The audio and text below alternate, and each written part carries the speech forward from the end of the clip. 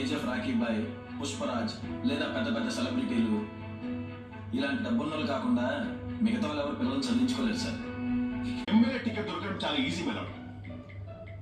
Minimum 5-6 నెలలు school చుట్టూ తిరగాలి తెలుసా. ఉన్నది 30 సీట్లు, అమ్మాయి 3000 అప్లికేషన్లు. ఒక్కో అప్లికేషన్ ని 3000 చొప్పున కొన్నా సీట్ దొరుకుతుందని గ్యారంటీ లేదు సార్.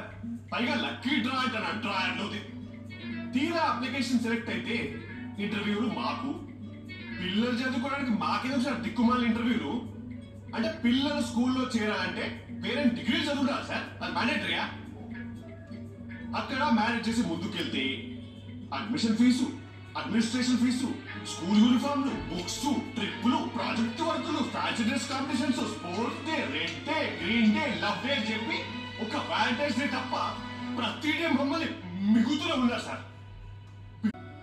అందుకే సార్ ఈ